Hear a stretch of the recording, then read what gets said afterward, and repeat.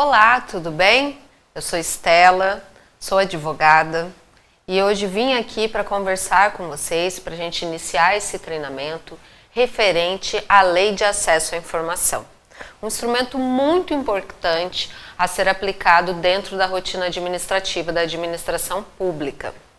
Antes da gente iniciar propriamente o assunto, queria dizer a todos vocês compartilhar um pouquinho da minha história, que tem até relação com a entrada em vigor da Lei de Acesso à Informação, da Lei 12.527. Eu tenho 20 anos já de formada como advogada e lá em 2011 eu iniciei a minha atuação dentro da administração pública. Eu atuei dentro da administração pública durante 7 anos da minha carreira e isso teve início lá em 2011. Exatamente o ano da promulgação da Lei de Acesso à Informação.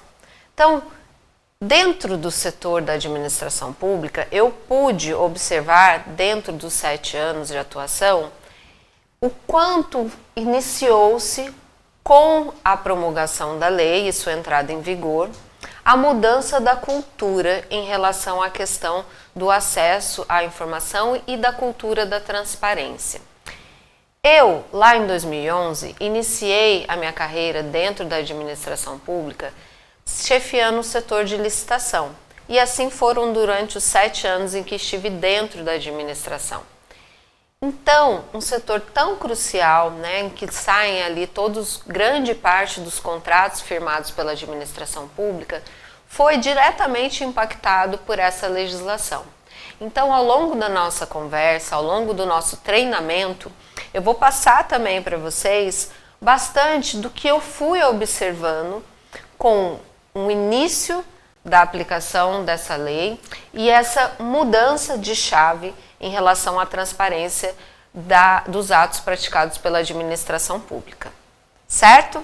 Então vamos lá, vamos entrar nesse assunto tão importante e hoje tão já cotidiano em relação à sua aplicabilidade. A Lei de Acesso à Informação, então, antes da gente iniciar essa questão da Lei de Acesso à Informação, fiz aqui até no nosso quadro a questão da pirâmide de Kelsen, porque quem não é da área do direito talvez não esteja tão familiarizada com ela. O que acontece? Dentro do direito, existe uma questão de hierarquia das normas. E aí por isso que existe essa famosa pirâmide de Kelsen, que quem já fez a faculdade de Direito ou estudou já noções de Direito, esse é um dos primeiros aprendizados, se faz a triangulação para entender essa questão mesmo de hierarquia e aplicabilidade. Então o que acontece quando a gente fala sobre as normas legais e toda a questão do acesso à informação? A gente precisa lembrar e deixar bastante claro que no topo aqui da hierarquia fica a Constituição Federal. Em seguida, as leis. Depois aqui vem os decretos. Aqui tem outras normas, tá? Mas eu estou tratando especificamente aqui com os senhores referente ao nosso assunto em questão. Então, no nosso assunto em questão, a gente vai fazer a abordagem constitucional até para entender a origem da Lei 12.527 e vamos falar também do decreto estadual, do 58.052, certo?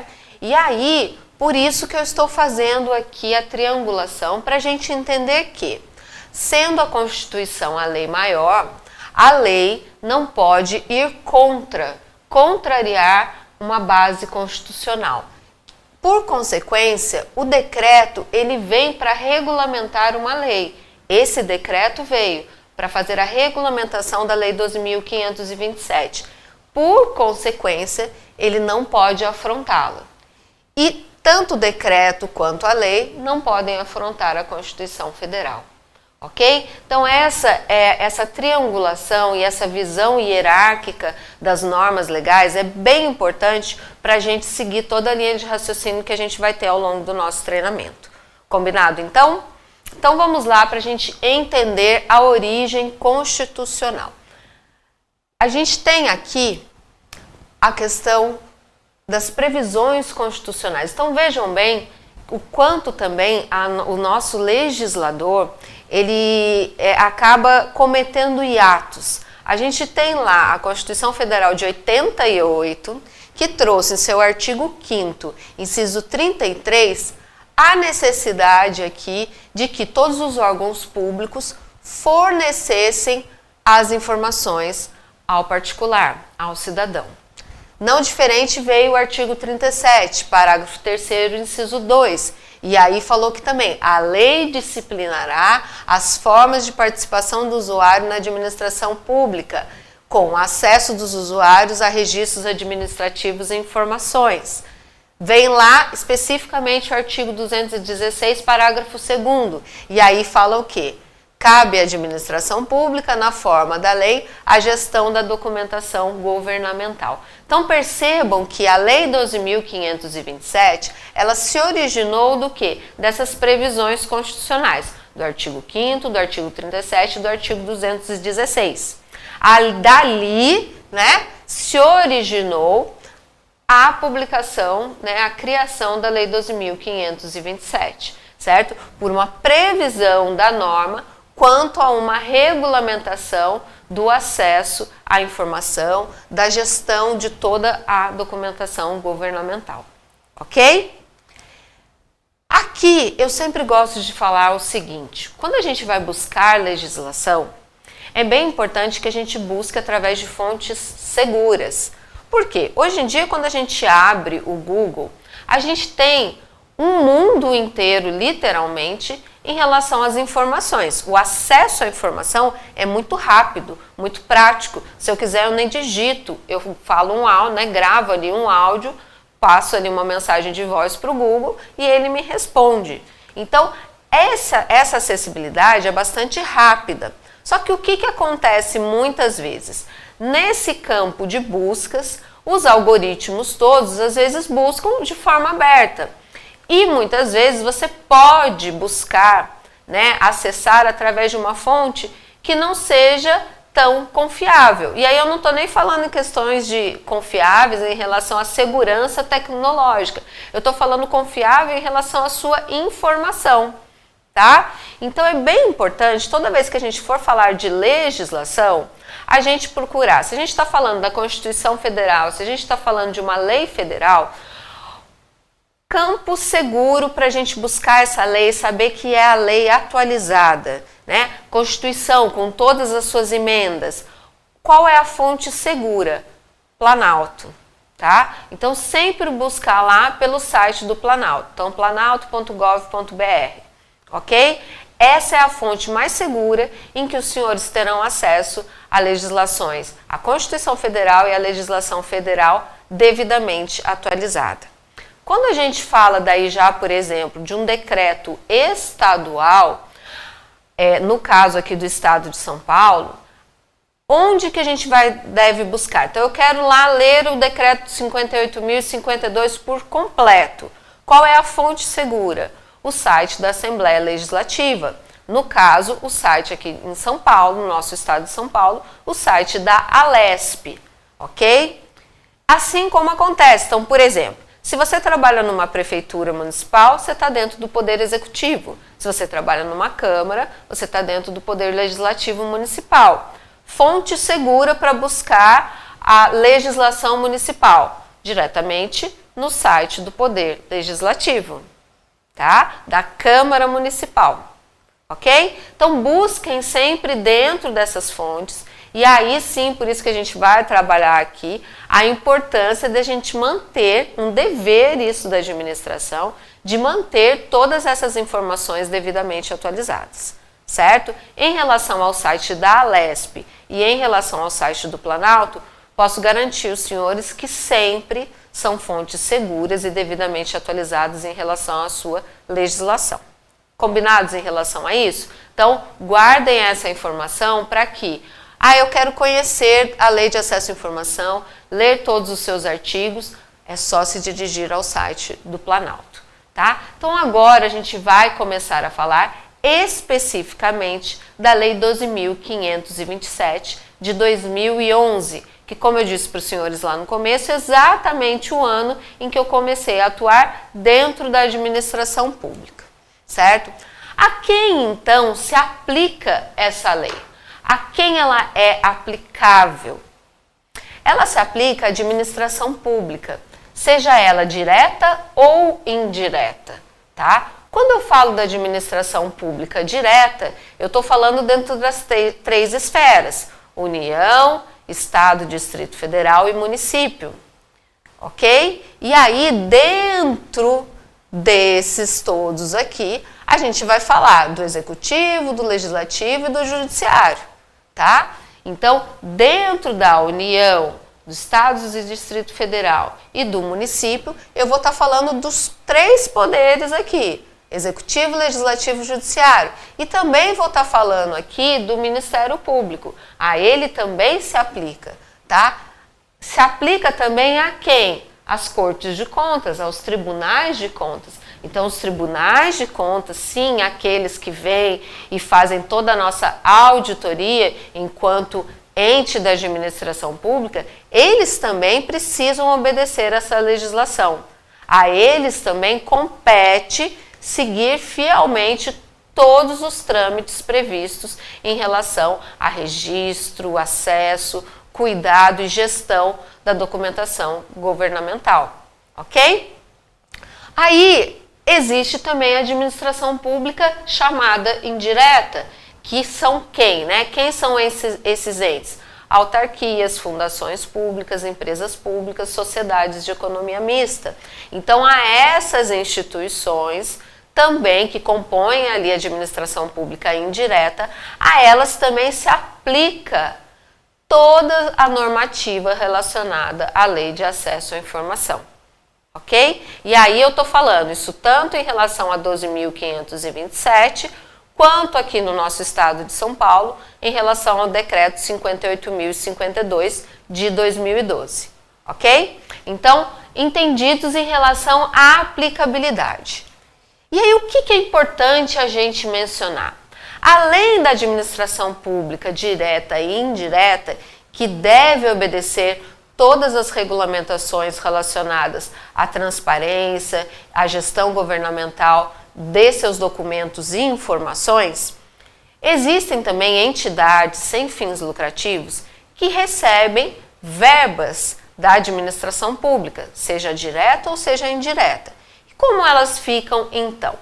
Vamos imaginar que todo município tem a sua APAE, a Associação de Pais e Mestres dos Alunos Especiais, então das pessoas portadoras de deficiência física, certo? As APAES são entidades sem fins lucrativos, só que elas têm ali repasses do município, do estado, da União, elas têm verbas, elas recebem verbas. E como ficam então? Elas não pertencem à administração pública, mas elas recebem verbas dos órgãos públicos.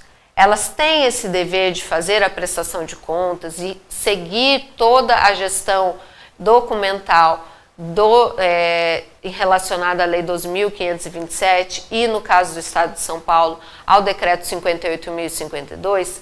Sim, mas sim em que? Na parte referente aos repasses e recursos recebidos, ok? Então, a essas entidades sem fins lucrativos, cabe a aplicação serem fiéis e obedientes à Lei de Acesso à Informação naquilo que é pertinente ao que foi recebido, tá? Então, se foi firmado um contrato de gestão, um contrato de convênio, tá? Verbas mesmo de repasse, tudo isso vai precisar obedecer à transparência trazida pela Lei de Acesso à Informação. A prestação de contas ela é necessária, a publicidade também, então ela vai ali, pelo menos em relação a isso, ela tem a obrigação.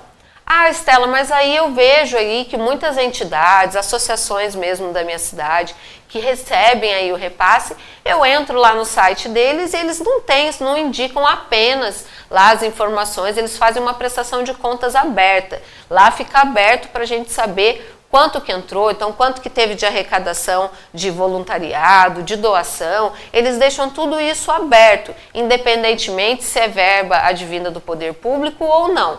Ok, tá? Mas não é uma obrigação. Obrigação eles têm, conforme a legislação federal, de segui-la em relação àquilo que eles recebem de recurso advindo da administração pública, ok?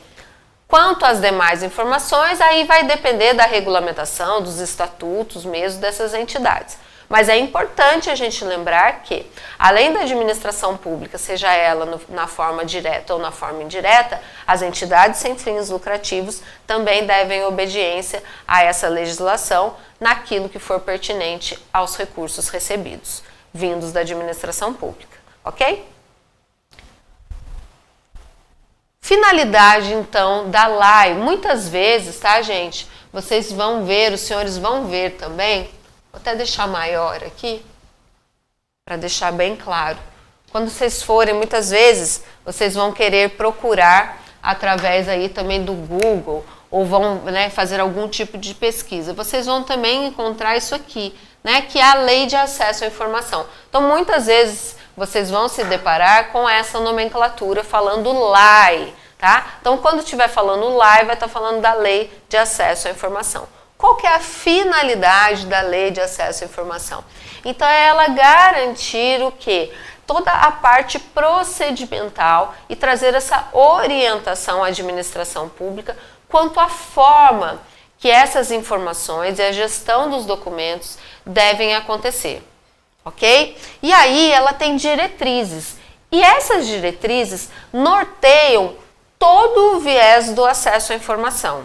Então a gente precisa entender e ter muito claras essas diretrizes para que a gente possa ter uma compreensão da aplicabilidade dessa legislação, certo? Entre as diretrizes, né, as diretrizes previstas pela Lei 2.527 são: publicidade, ela é regra, o sigilo é a exceção.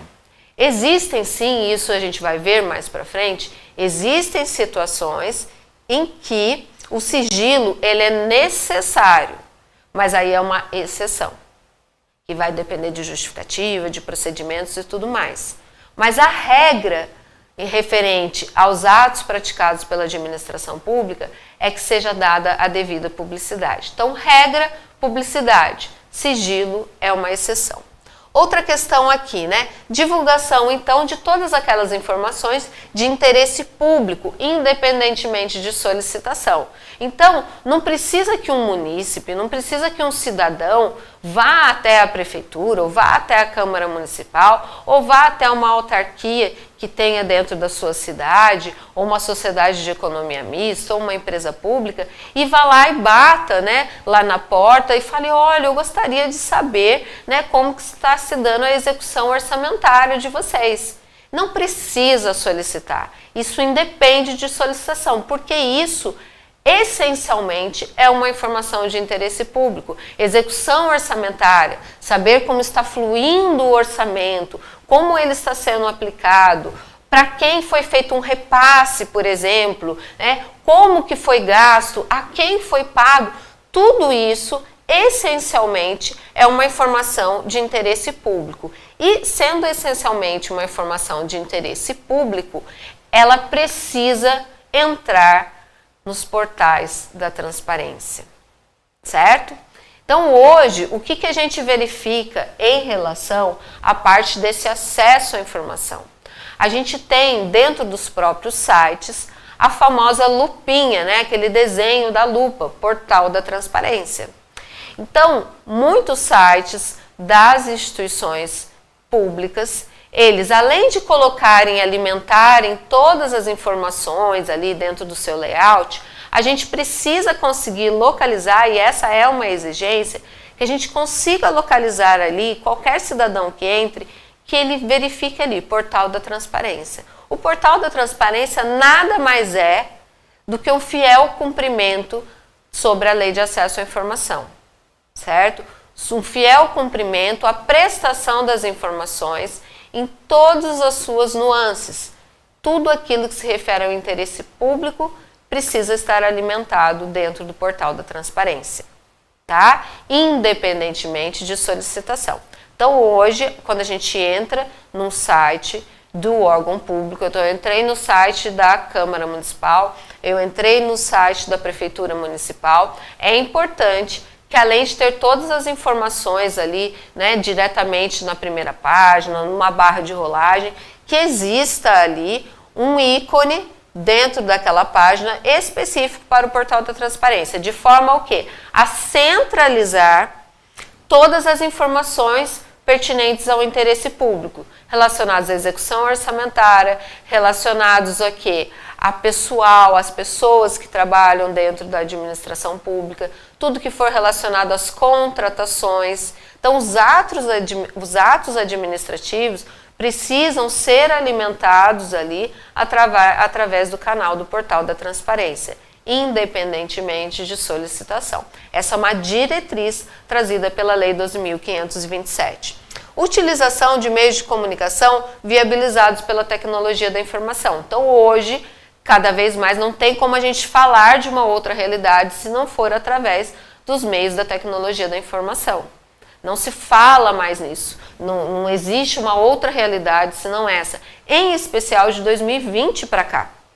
A pandemia, ela trouxe ainda mais uma necessidade das comunicações através da tecnologia da informação serem otimizadas, serem eficazes. Então, de repente, a gente tinha ali, às vezes, antes, uma prefeitura ou uma câmara municipal que não tinha lá dentro do seu site informações tão corriqueiras, como, por exemplo, abertura de processos administrativos, não tinha muitas vezes os seus processos transformados em formato eletrônico, não transmitia, às vezes, ou não deixava ali disponível numa Câmara Municipal as sessões legislativas. Hoje, em especial depois da pandemia, né, nesse mundo pós-pandêmico, não tem mais como a gente separar a informação da tecnologia. Tá? Então, é necessário que sempre sejam usados mecanismos através da tecnologia para que essa informação seja cada vez mais clara e eficiente. E também o quê? Que aconteça ali quase que num tempo real, para dar realmente a devida transparência e aumentar cada vez mais o controle social. Que é o quê? São duas diretrizes. Então, qual é uma diretriz aqui também da Lei de Acesso à Informação? Fomentar, né? Então, alimentar o desenvolvimento da cultura da transparência na administração pública. Então, aqui eu vou abrir um parênteses para contar, então, dentro da minha trajetória na administração pública. Lá em 2011, quando entrei na administração pública, ano em que essa lei foi promulgada e entrou em vigor, dentro de um setor de licitação, por exemplo, que é lá, né, o coração, muitas vezes, da prefeitura, em relação a todas as suas contratações, ainda tinha, no município em que eu fui trabalhar, ainda tinha esse ranço em relação a essa cultura da transparência. Então, por exemplo, os editais não eram disponibilizados dentro do site. O que se começou a fazer, e aí depois, em especial, da promulgação da lei, o que começou a fazer o quê? Punha lá o aviso de licitação, igual sai lá nos diários oficiais, nos jornais de grande circulação, mas não se disponibilizava o edital. Por quê? Ah não, daí o edital fica todo mundo pegando, baixando, vem a empresa sei lá da onde. Existia esse ranço, sabe, de fazer essa disponibilização do edital dentro do próprio site. Por quê? Porque não era uma cultura. Hoje, quando a gente entra, né, 2022, ou seja, 11 anos depois, quando a gente vai e olha para isso, a gente fala, como assim, né? Como que não tinha um edital de uma licitação publicado dentro do site da prefeitura? Isso não acontecia antes. Hoje, isso é corriqueiro. Edital está dentro, né, num setor, a licitação já sabe que ela vai colocar lá o edital, ela vai colocar a ata da sessão pública, ela vai colocar o contrato em sua íntegra. Isso é exigência. Mas da onde que veio tudo isso? Da Lei de Acesso à Informação. E mesmo assim digo, nesse acompanhamento que eu tive da entrada em vigor dessa legislação e ao longo dos anos, Foi um processo lento essa mudança de cultura. Então, muitas vezes, o que acontecia? A administração pública resistia até onde podia quanto à aplicação efetiva dessa lei. Então, vou dar um exemplo. Colocava ali o edital, mas não colocava o contrato na íntegra. Ah, mas aí quando que começava a fazer isso? Quando vinha um aperto da auditoria do Tribunal de Contas, quando isso vinha em forma de advertência. Ou como quando já aconteceu também, isso foi lá em 2016, o Ministério Público Federal teve aí uma movimentação mesmo nacional em relação a quê? A verificar os municípios que não estavam considerando já, né, daí já tinham 5 anos de vigência da Lei de Acesso à Informação. Então o que eles fizeram? Mapearam os municípios que não estavam sendo fiéis ao cumprimento da Lei de Acesso à Informação. No município em que eu trabalhava, ele entrou aí nessa ação civil pública como réu, tá? Um dos tantos que estavam. E aí, qual que é, entre tantas outras, dentro do setor que eu trabalhava, qual foi o apontamento? Que os contratos não estavam na íntegra dentro do portal da transparência. Que o cidadão ele só conseguia saber quem havia sido a empresa contratada e o valor do contrato, mas não tinha todo o contrato ali. E aí a gente teve um prazo e um trabalhão danado para pegar contratos de 2016, daquele mandato todo, então de 2013 até 2016, para escanear todos os contratos. Imagina, gente, eram milhares de contratos, sem exagero.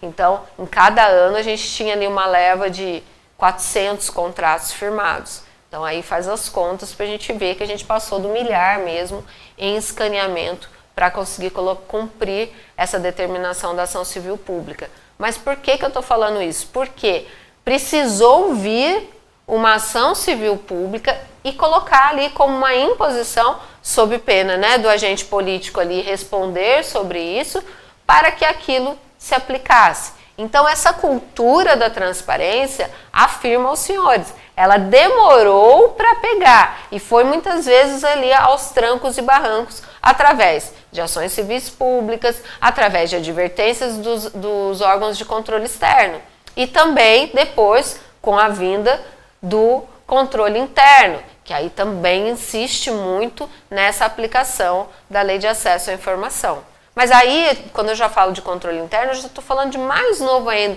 Então percebe que é toda uma mudança de cultura. E cultura a gente não muda do dia para a noite, tá?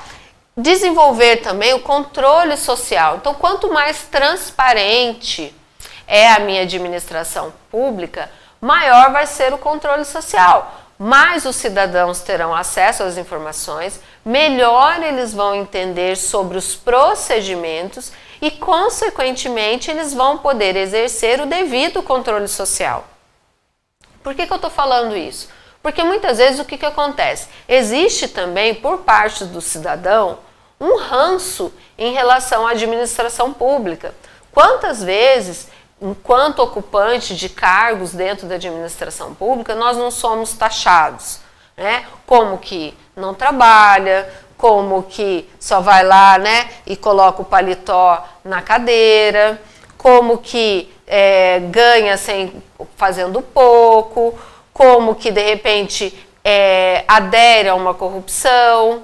Então, muitas vezes o que acontece? Existem pré-julgamentos com base até em situações que já aconteceram, mas que não podem ser vistas de forma generalizada. Então a gente precisa pensar que quanto mais transparente é a nossa administração, é melhor para nós mesmos. Porque isso mostra aos cidadãos, mostra aos munícipes o quê? Olha, está tudo aqui para quem quiser ver. Tá? E aí esse aumento do controle social com consciência de fala é a melhor relação que pode se estabelecer entre a sociedade e o poder público. Tá? Imaginando toda essa circulação mesmo de efetividade em relação à transparência. Então, é também uma diretriz da LAI, da Lei de Acesso à Informação, o desenvolvimento do controle social da administração pública. Então, nesse ponto, de 2011 para cá, nós já avançamos muito Como eu disse, hoje você não entra num site de uma prefeitura, de uma câmara municipal e não localiza um portal da transparência e não localiza lá todas as movimentações orçamentárias, as nomeações feitas, todos aqueles atos administrativos. É muito comum já a gente entrar nos sites da administração pública e conseguir ter acesso ao quê? De forma eletrônica aos processos administrativos. Conseguir enxergar tudo aquilo lá. Então, essa é a tendência e é um caminho sem volta por uma mudança de cultura que foi implementada. Tá bom? Agora eu vou trabalhar um pouquinho aqui. A lei ela é bastante pedagógica em relação aos conceitos. É importante a gente conseguir diagnosticá-los e entendê-los, ainda que sejam nomenclaturas bastante usuais. Então vamos lá, quando a gente fala em informação, informação refere-se a todo qualquer tipo de dado, seja ele processado ou não, tá? Então tudo aquilo que se refere ao quê? Que pode ser utilizado para produção e transmissão de conhecimento. Isso é informação, tá? Então a informação não necessariamente ela vai ser algo ali que derivou de uma ata, certo? Então, por exemplo, a gente está agora aqui fazendo um treinamento. Tem tantas horas o treinamento, ele aconteceu através, né, do formato online. Tudo isso é registro de um ato administrativo. Os senhores estão, nesse momento, dispensando de um tempo de trabalho para fazer esse treinamento. Isso é informação, tá? Então, precisou constar lá, dentro do departamento de vocês, que naquele dia, dentro daquele horário, os senhores estavam disponíveis para o treinamento. Precisou constar lá no site da transparência a contratação desse treinamento, o valor pelo qual ele foi contratado. Tudo isso é informação. Percebe? Então, pode ser processado ou não, pode ser em qualquer tipo de formato. Seja como eu falei, os senhores estão nesse momento assistindo um treinamento. Como que foram dispensados em relação ao exercício da atividade rotineira, né? Daquilo que é precípio dentro da função. Então foi feita uma escala, hoje esses servidores foram escalados para participar desse treinamento, foi o setor inteiro, como que isso se deu? Isso é uma informação. Documento é o quê? Tudo que é aquilo que registra a minha informação. Então, aí, uma vez registrado, então, se foi lá, se constou que esses servidores estão em treinamento do horário tal, isso virou um documento. Seja lá num livro, num processinho, né, isso vai para o RH, não vai para o RH, como que isso funciona? Isso gera um documento, tá? Em relação às informações, a gente tem as informações, como eu falei, a regra é que as informações sejam públicas. Tudo aquilo que deriva de um interesse público vai ser classificado como uma informação pública. Porém, existem informações caracterizadas como sigilosas. Sigilosa é aquela informação que, por conta da sua natureza, tá, ela fica submetida temporariamente a uma restrição do acesso à informação, certo? Então, é importante a gente lembrar também que esse sigilo ele é temporário, ele não é eterno. Depois nós veremos os prazos, tá? Então, informação sigilosa é toda aquela, considerando de uma forma geral, que pela sua natureza foi considerado que a sua exposição poderia colocar ali em risco tanto a segurança da sociedade quanto do próprio Estado, tá? Em normas, em condições gerais, analisando essa questão da sua informação sigilosa. Informação pessoal é toda aquela que diz respeito à pessoa natural, à minha intimidade, à minha honra, à minha vida privada. Essa é a informação pessoal. E sendo ela uma informação pessoal, ela também não entra numa informação de interesse público. Se eu, Estela, quero divulgar, quero compartilhar nas redes sociais ou por qualquer outro meio, quero pôr no outdoor da cidade algo que seja da minha vida particular, é um direito que eu tenho, tá? Livre né, para daí dar a devida publicidade daquilo que eu entendo que eu posso compartilhar. Agora, não é uma obrigação. Tá? Assim como não vai ser o poder público, tudo aquilo que se refere a uma informação caracterizada como pessoal, ele não tem disponibilidade sobre ela. Tá? Exceto, claro, a gente vai ver depois, em casos que demandem aí de pedidos judiciais ou afronta a direitos humanos. Tá bom? Então, informação pessoal é tudo que diz respeito à nossa vida privada. Tá? Diz respeito à nossa intimidade, à nossa honra, né? Tudo aquilo que diz respeito a nós, enquanto pessoa mesmo, pessoa física. Tratamento da informação é o quê? Tudo aquilo, como que a gente vai processar, como que a gente vai cuidar dessa informação, né? Então, por exemplo, se a gente tem um processo eletrônico, né, a prefeitura ou a Câmara Municipal já estabeleceu que todos os seus processos administrativos agora, eles vão tramitar dentro de um procedimento eletrônico. Como que isso é feito? Onde que isso é armazenado? Como que se dá todo o protocolo dessa informação? Existe um sistema de nuvem? Qual é o critério de segurança? Existem chaves para armazenamento? Como que eu vou impedir ali que de repente tenha ali um risco de vir alguém hackear e capturar ou manipular aquelas informações? Tudo isso se refere ao tratamento da informação, tá? Como eu armazeno, como eu arquivo, como eu vou avaliar e fazer esse controle da informação, considerando que de repente exatamente tem informações que têm nível de sigilo, tem informações que têm caráter pessoal, certo? Então isso se dá através do tratamento da informação. A disponibilidade refere-se a quê? A ser disponível. Então como que eu vou dar acessibilidade em relação à lei de acesso à informação? Através dos meios da tecnologia. Então, em especial, mas hoje, Estela, além lá do site oficial, os órgãos públicos também têm lá conta no Twitter, no YouTube, Facebook, Instagram, ok. Quanto mais meios, e se eles forem, sendo eles bem geridos, melhor. Maior o alcance, maior a transparência. Mas a prática é o quê? Que exista lá o site oficial, até porque ele é necessário, ele é institucional mesmo. Tá? Aí o que acontece então? É bem importante que daí a disponibilidade aconteça ali. E ali quando eu estou falando da disponibilidade, eu estou falando da acessibilidade. Como que essas pessoas vão acessar? É muito importante a gente entender que essa disponibilidade precisa ser feita com fácil acesso. Então, o cidadão, ele não precisa ter grandes conhecimentos de tecnologia para conseguir acessar e fazer uma busca dentro do site. O site, ele tem que ser intuitivo, ele tem que ser claro, certo? Tem que ser disponível, acessível.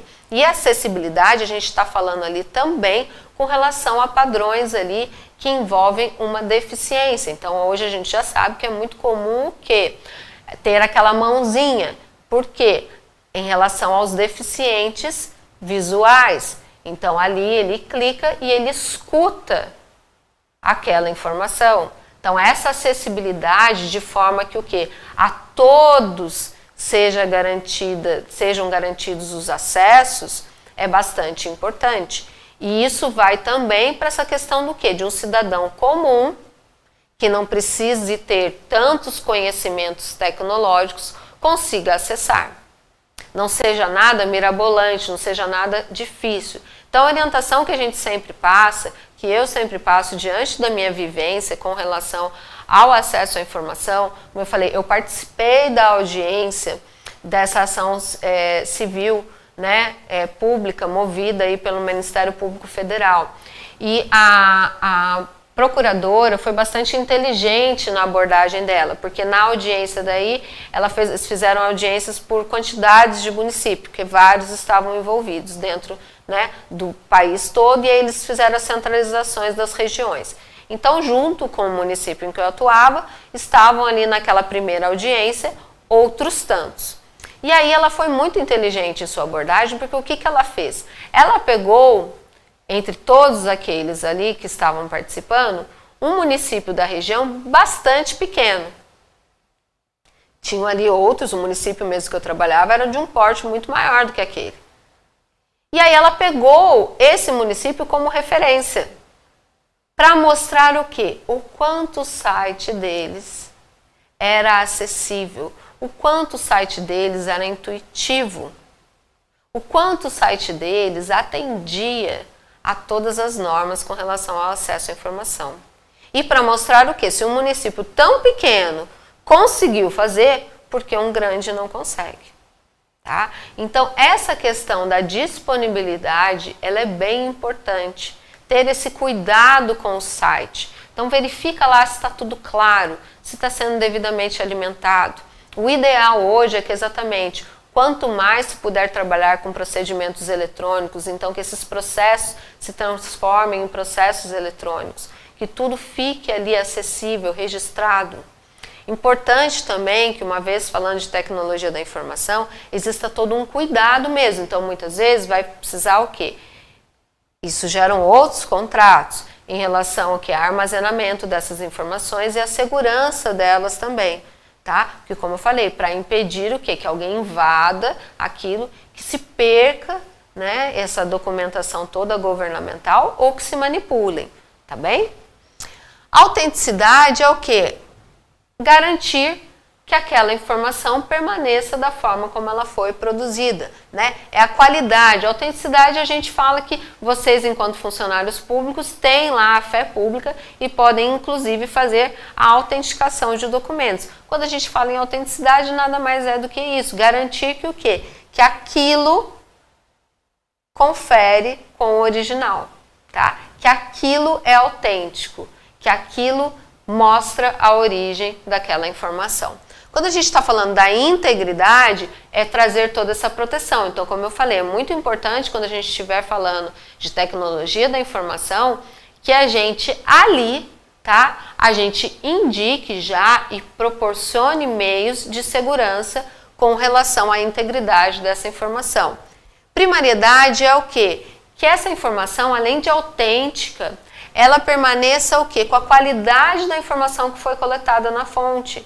Então, que ela não se perca, tá? Que ela não tenha distorções ao longo do caminho.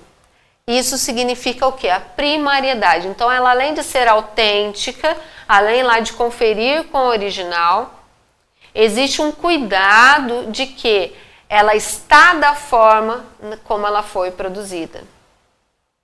Ela é coerente, ela tem traços estreitos ali com relação a tudo que aconteceu, no máximo de detalhamento possível sempre. Então, se eu faço uma ata de uma sessão pública, por exemplo, de uma referente a uma audiência pública, tá? Eu vou tentar ali ser o mais fiel possível a tudo que aconteceu dentro daquela audiência pública.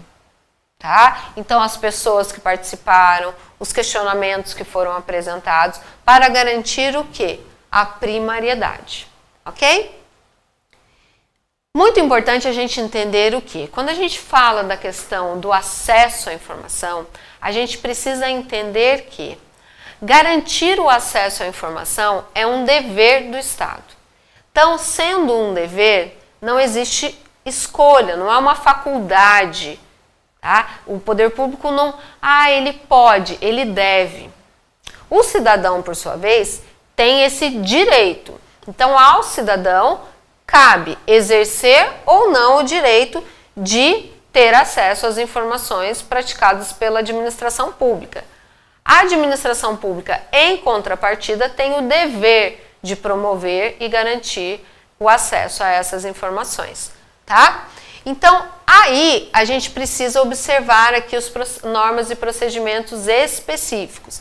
E a própria legislação, ela fala o quê? Da gestão transparente da informação, tá? Propiciando o quê? Amplo acesso e divulgação. Ela fala aqui da proteção dessa informação. Então, como eu falei, hoje em especial, considerando os meios da tecnologia, a administração pública precisa se proteger quanto ao armazenamento desses dados todos. Porque isso é documento, tá? Então, igual quando a gente fala do WhatsApp. O WhatsApp não tem aquilo, essas mensagens são todas criptografadas, isso é segurança? tá? Então, a administração pública precisa garantir, como eu falei, segurança em relação ao seu armazenamento, segurança em relação à questão da acessibilidade. Tudo isso precisa estar garantido, tá? Isso é dever do Estado. Proteger a informação sigilosa e a informação de caráter pessoal também é dever. Então, não pode o Estado simplesmente chegar ali e fazer uma disponibilização no seu site de algo que tenha caráter de informação pessoal. Dou um exemplo de informação pessoal. É muito comum e hoje a gente entra em todos os sites das instituições públicas e a gente consegue saber. A Estela, se eu trabalho num órgão público, vão saber lá quanto eu recebo todo mês, certo? Então vai saber lá, né, meus proventos de forma bruta, líquida, ok, ponto. Agora, o meu holerite aberto não vai constar lá no portal da transparência. Por quê?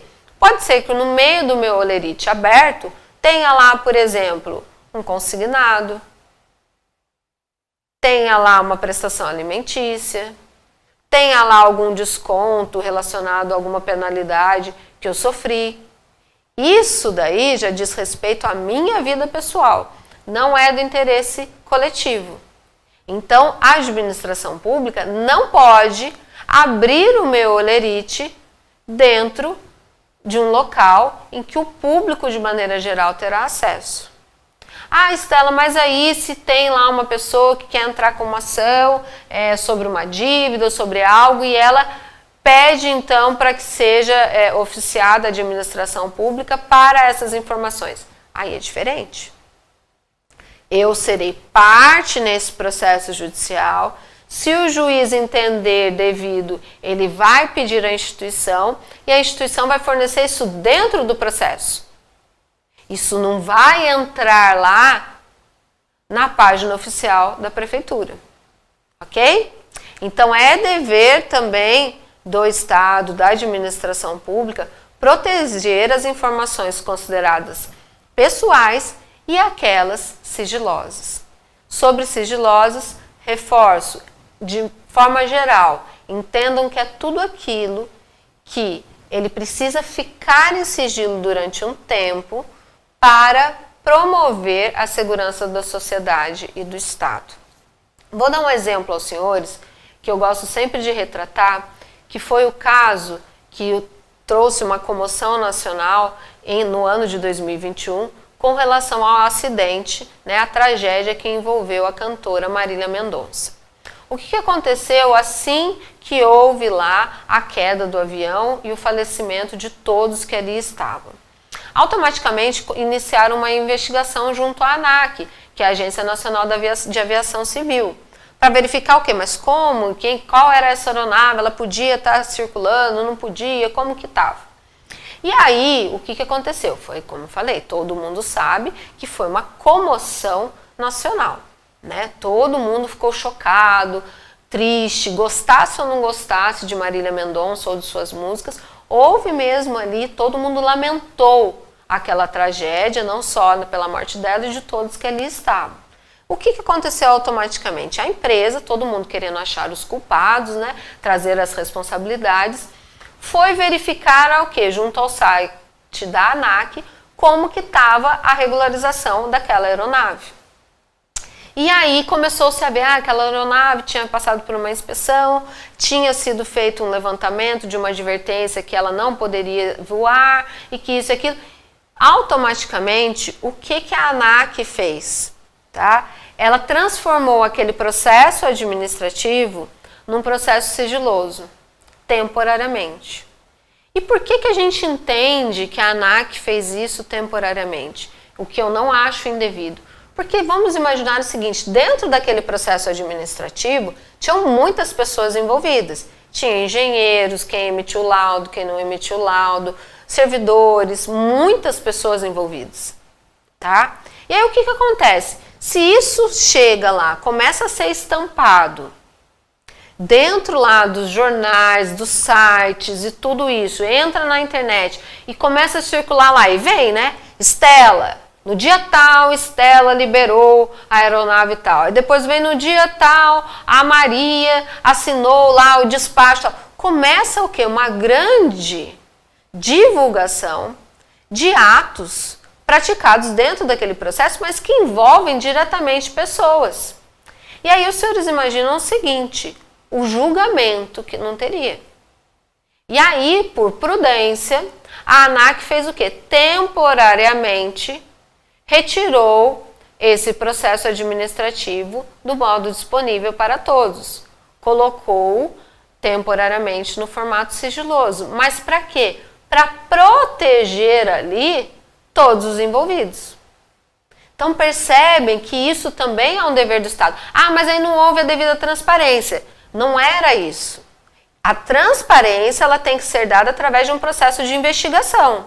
Agora, não pode também o poder público jogar ali aos leões e deixar ali para que de repente pessoas que simplesmente atuaram dentro daquele processo virassem ali e fossem linchadas nacionalmente. Então, por precaução, fez-se o quê? Fechou-se temporariamente aquele processo. Nem sei se, por exemplo, hoje, tempos depois, esse processo voltou a ser acessível. É até provável que esteja já. Mas eu estou dando esse exemplo para mostrar que também o Estado tem esse dever, tá? E aí muitas vezes essas informações temporariamente ficam no nível de sigilo, ok? O acesso à informação, é importante a gente entender que quando um cidadão ele pede uma informação, o que é garantido a ele, tá? Em relação aos direitos. Lembrando que o quê? A administração pública tem o dever de prestar a informação. O cidadão tem o direito de exercer esse acesso, esse pedido, tá? E aí esse direito envolve o quê? A orientação sobre os procedimentos para ter o acesso, a informação contida em registros ou documentos, né, da forma em que foram produzidos, e também a questão de se foi feita por uma entidade privada, se foi feita por pessoa física, tá? E aí tudo isso refere-se ao direito. E aí é importante a gente conseguir entender o seguinte, tá? Quando a gente entra num site, por exemplo, é muito importante que o cidadão já consiga, independentemente de solicitação, ele já consiga verificar lá. Então, por exemplo, se eu estou falando de uma prefeitura municipal, o cidadão precisa saber ali já quais são as secretarias que compõem o Poder Executivo Municipal. Dentro dessas secretarias, quem são os seus respectivos secretários, subsecretários ou vice-secretário, secretário adjunto, qual é o organograma? Qual é a organização administrativa? Quem são as pessoas responsáveis? Se eu estou falando de uma secretaria de educação, quais são as escolas todas dentro do município? Quais são os diretores em cada uma dessas escolas? Quais os telefones para fazer contato? Qual o horário de funcionamento? Como que se consegue obter uma informação? Tudo isso precisa estar muito claro ali ao cidadão, tá? Através ali do site. Quando ele chega também, se ele chega ao Paço Municipal, se ele chega junto à Câmara Municipal para fazer um pedido, ele também precisa ser devidamente orientado. O que você quer saber, né? Então, onde o que você pode buscar? Ele precisa ser devidamente orientado. Essa é uma informação que é pertinente à prefeitura ou essa é uma informação que é pertinente ali à Câmara Municipal? Isso aqui não é no Paço Municipal, mas precisa dirigir-se lá à Secretaria de Assistência Social, que fica localizada em tal, né, endereço, com atendimento de tal horário a tal horário. É importante que a gente garanta ao cidadão, tá, toda essa acessibilidade. Quando a gente fala em acessibilidade, ela precisa acontecer de forma ampla, de forma transparente, para que seja efetiva, tá? Então, ele precisa também, a gente precisa garantir que ele tenha acesso a todos os registros. Então, se um cidadão ele quer ir lá, ele quer saber sobre um determinado assunto, se ele for lá pessoalmente à prefeitura ou à Câmara Municipal, ele tem direito a ter vistas, por exemplo, de um processo. Ah, eu quero ver um processo de despesa, certo?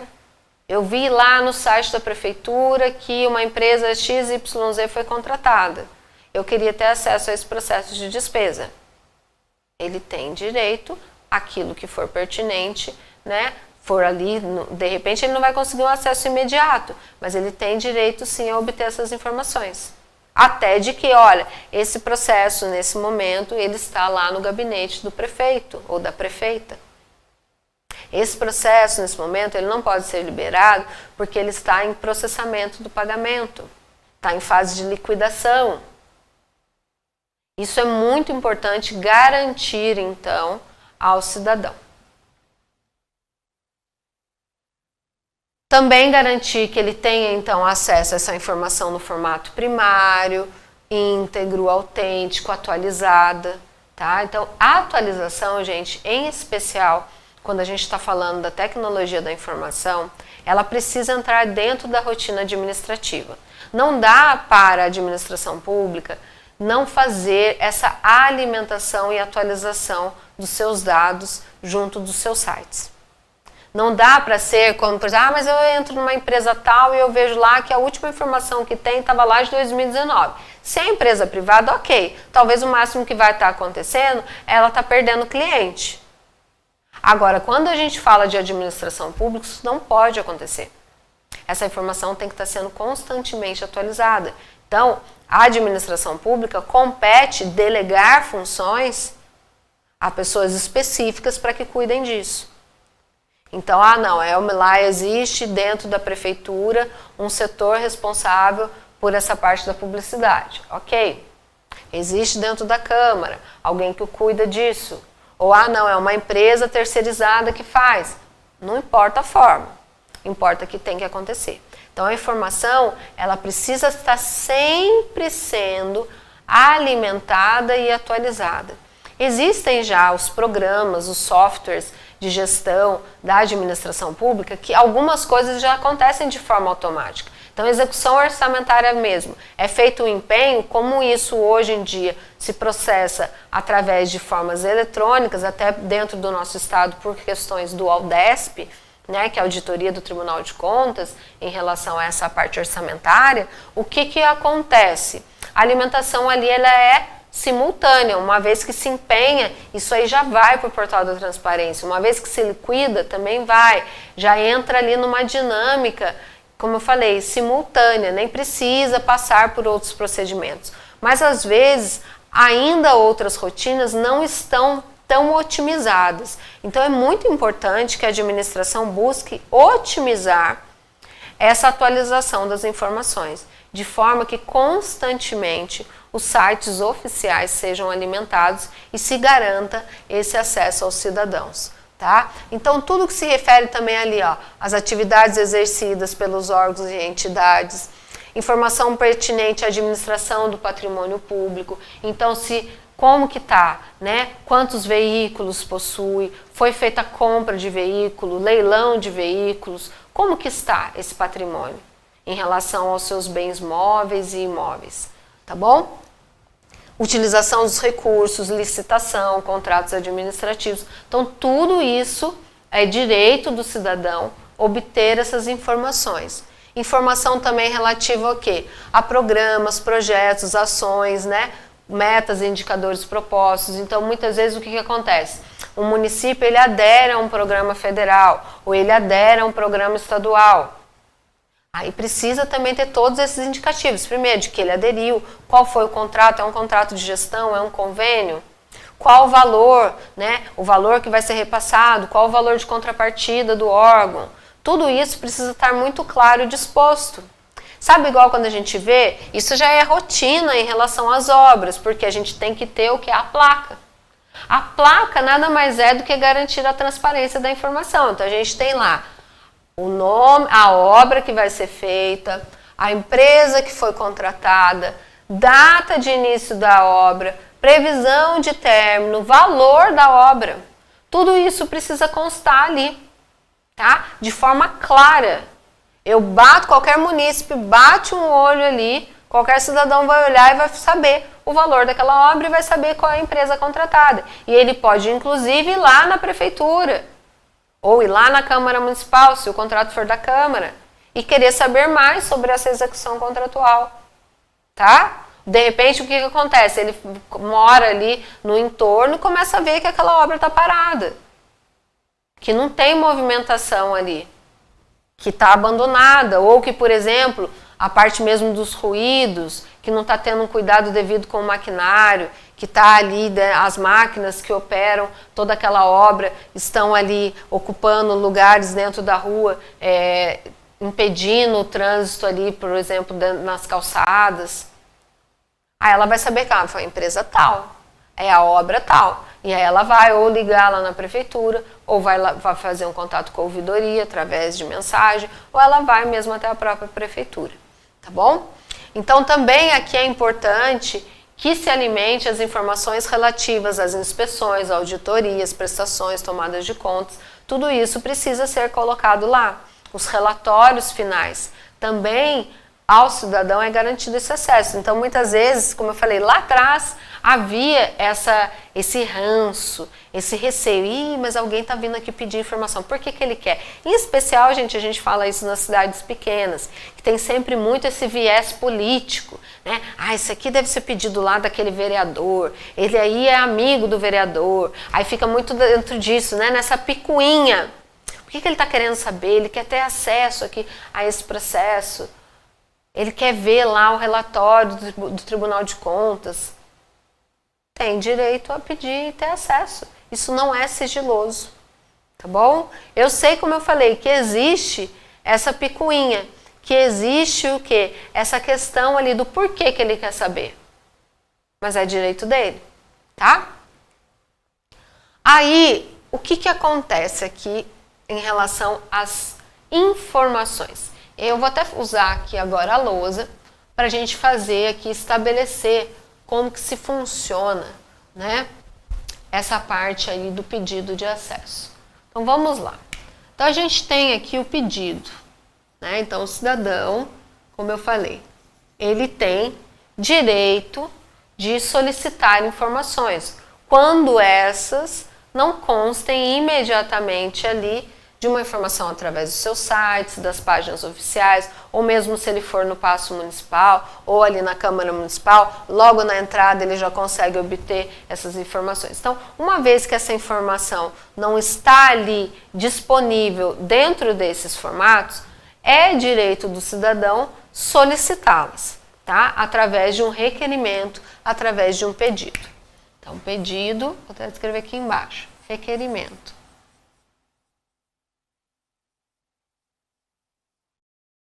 Tá? Uma vez feito esse pedido, então, é muito importante a gente entender o quê? Tá? Que essas informações, então, esse pedido, ele pode ser negado com relação a quê? As informações que envolvam projetos de pesquisa, projetos de estudo científico ou tecnológico, que isso, caso isso seja imprescindível à segurança da sociedade e do Estado, tá? Pode acontecer também do que? De não ser autorizado o acesso integral a um documento, por ter o quê? Uma parte dele considerada sigilosa. Por questões como estão escritas aqui, que sejam imprescindíveis à segurança da sociedade e do Estado. Caso uma parte só daquele processo seja sigiloso, é importante garantir o acesso à parte não sigilosa, tá? Outra questão aqui abordada antes da gente fazer aqui o fluxo desse pedido de informação. Essa parte do direito de acesso, tá? É assegurado com a edição de ato decisório. E a outra questão aqui, né? A negativa de acesso tem aqui, precisa ser fundamentada em relação a estar sujeito a medidas disciplinares. Então, todo o ato administrativo ele precisa de fundamentação e de motivação, ok? Vamos agora aqui para a gente entender, então, e traduzir esse fluxo. Então, o cidadão fez um pedido para ter acesso a essa informação, certo? Que não estava imediatamente disponível. Então, ele foi a um determinado departamento, por exemplo, e quis ter acesso a um processo de licitação referente à contratação de uma empresa que faz a limpeza, tá? Do Paço Municipal. Ok.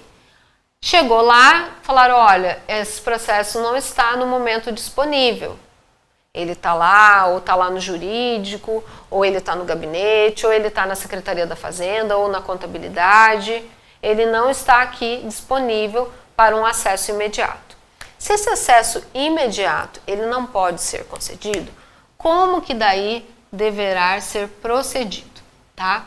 Então, feito o pedido requerimento, existe a possibilidade do quê? Do acesso imediato. Aí ele é concedido, uma vez verificado que aquela informação não tem caráter sigiloso e nem que é uma informação de caráter pessoal. Então, o acesso imediato. Caso não seja possível o acesso imediato, né?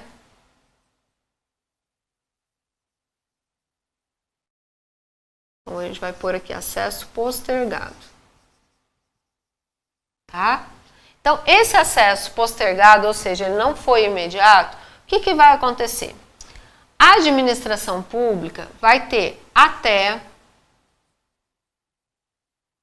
20 dias para fornecer a informação.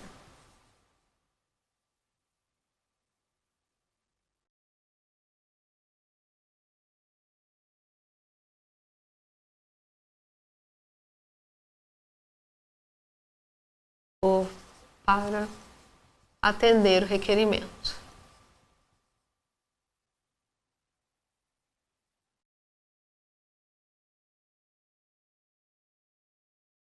Errei aqui, requerimento, tá?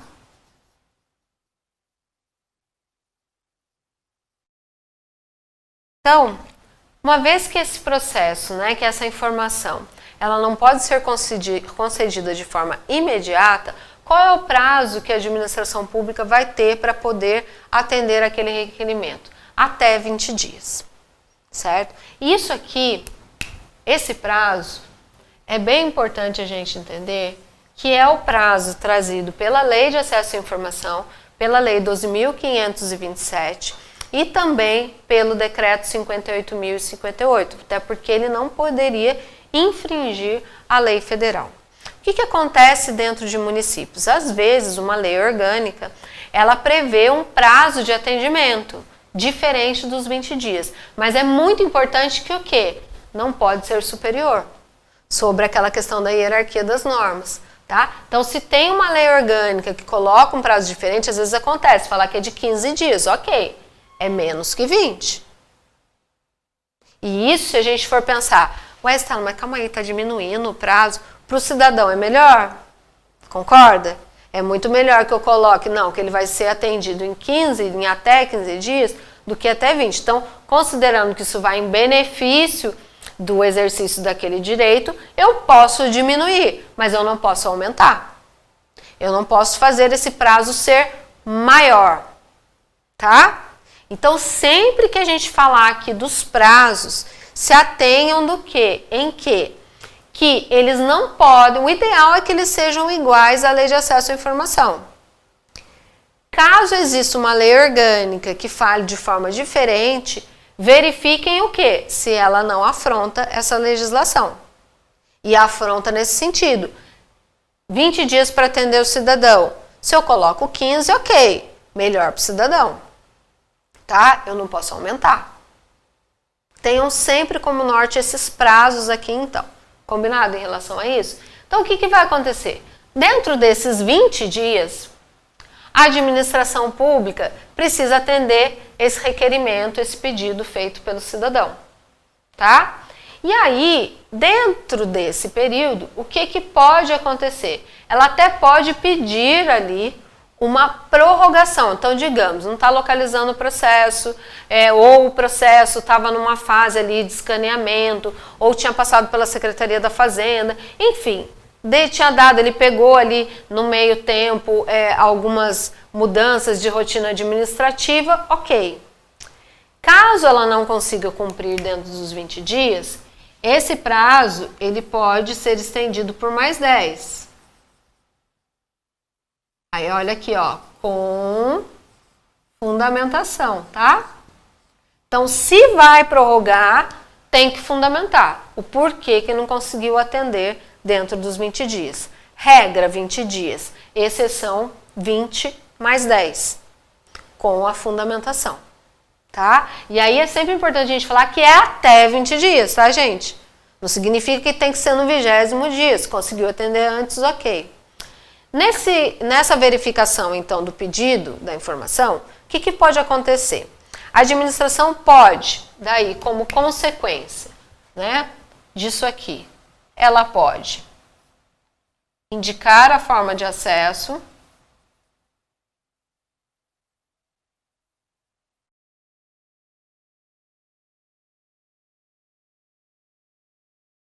ela pode negar o acesso,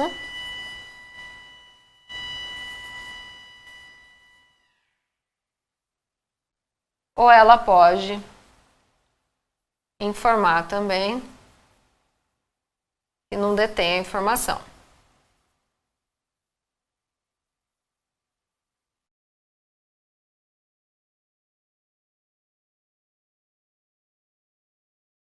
Tá?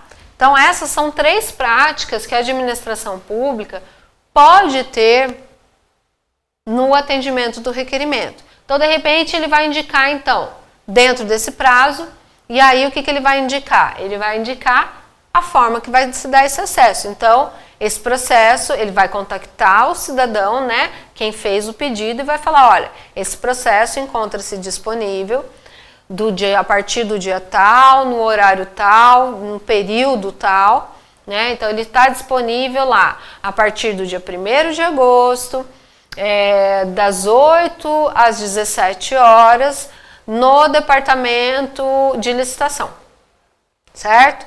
Ou ele vai ficar disponível lá para vistas do dia 1º de agosto ao dia 5 de agosto, dentro do departamento de licitações, das 8 da manhã às 5 da tarde. Tá? Então, ele vai informar como que vai se dar essa forma de acesso. Pode também negar o acesso. Aí, só o que acontece? Uma vez que ele nega, ele também vai precisar fundamentar. Então, eu neguei por quê? Porque é uma informação sigilosa? Porque é uma informação que tem caráter pessoal? Vamos imaginar o seguinte, que de repente foi um cidadão lá e pediu vistas de um processo de sindicância. Processo de sindicância ainda é aquele processo lá na fase investigativa, tá? E que muitas vezes o que acontece? Ainda tem ali muitas nuances de caráter pessoal envolvidas ali, tá? Aí o que acontece? De repente, não, mas você, quem é você? Você é um interessado? Você é parte desse processo? Não sendo parte desse processo, eu não vou conceder vista dele enquanto não se fechar o processo de sindicância, considerando que eu ainda estou numa fase investigativa, de apuração, tá? Então, pode acontecer uma negativa, ela é possível, mas ela precisa ser fundamentada. E quando essa negativa ela é possível? Se o processo for sigiloso integralmente, tá? Ou a parte que ele solicitou seja uma informação considerada sigilosa, ou então se for uma informação de caráter pessoal. Pode também acontecer o seguinte, de repente alguém ter ido lá na prefeitura municipal solicitar uma informação referente a um processo de licitação para contratação lá da limpeza, mas na verdade aquilo não foi contratado pela prefeitura, foi contratado pela Câmara. Aí, o que vai competir então? A prefeitura informar ao cidadão que ele não é detentor dessa informação, que esse é um contrato que provavelmente foi firmado junto à Câmara Municipal. Então, que ele vai precisar se dirigir até lá para buscar essas informações. Então, percebam que a devolutiva ela precisa ser dada, seja numa forma de uma negativa, seja numa forma para informar que não detém informação, ou seja, na forma para falar como que aquele acesso será realizado. Ok? Aí digamos o seguinte, digamos que esse acesso ele é negado. Não, você não vai poder ter vistas desse processo porque ele é integralmente sigiloso. O que acontece com o cidadão em relação a essa negativa? Ele tem que pegar, né, chorar ali e falar, poxa vida, então tá, e se conformar? Não, a gente tem dentro da nossa estrutura legal sempre a condição de recurso. Então, caso essa negativa ocorra, é direito do cidadão o quê? E essa negativa, inclusive, quando ela vem devidamente fundamentada, ela precisa dar ciência ao cidadão de que, caso ele queira, ele poderá apresentar recurso. Qual o prazo desse recurso? 10 dias, contados a partir da ciência. E já precisa indicar nessa negativa a quem ele deve dirigir esse recurso também.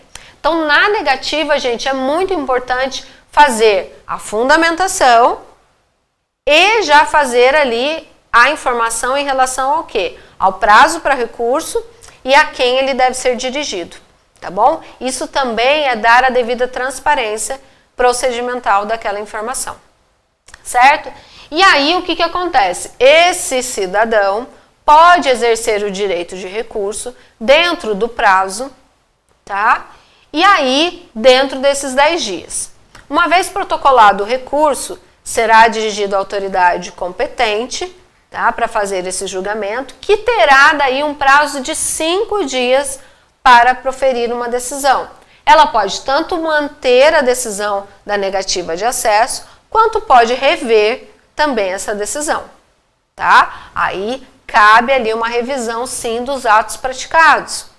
Lembrando que nós já falamos até algumas vezes, em outras oportunidades, da questão mesmo da autotutela, que pode ser exercida pela administração pública, súmula 473, trazida lá pelo STF. Então, é um desempenho garantido também. Isso tem relação também com uma revisão.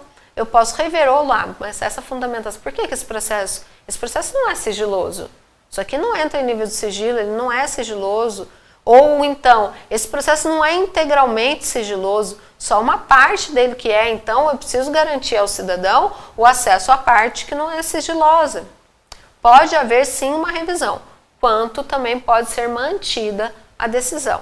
Uma vez mantida essa decisão, né, proferida ali pela autoridade competente, dela não vai caber mais recurso.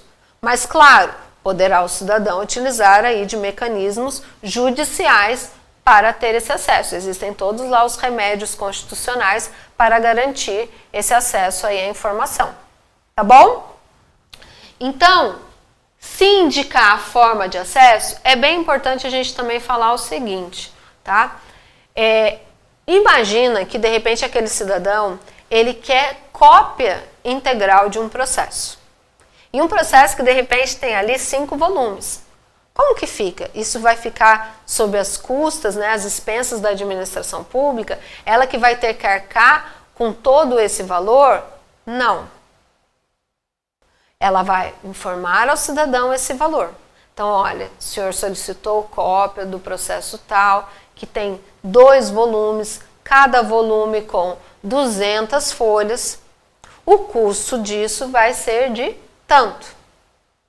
Tá? Então, vai colocar lá, o custo disso, o valor que a gente cobra é de 50 centavos por folha, são 400 folhas, vai sair em R$200. O senhor precisa recolher, então, essa taxa, fazer o pagamento e aí trazer aqui que a gente emite as cópias ao senhor. Aí pode acontecer o seguinte, o cidadão chega e fala assim, tudo bem, só que escuta, eu não tenho condições de arcar com essas despesas sem prejudicar o meu sustento e da minha família. Aí o que vai acontecer? Esse cidadão, então, vai assinar lá um termo de declaração, né, até se comprometendo de que o que ele está falando é a verdade, de que ele não tem condições de arcar com essas despesas.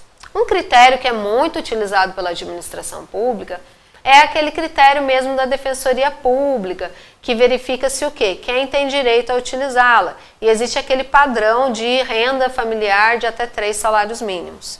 Tá bom? Então, mais ou menos esse é o parâmetro. Então, pode, então, mesmo que haja um custo para a administração, isso não ser cobrado do cidadão?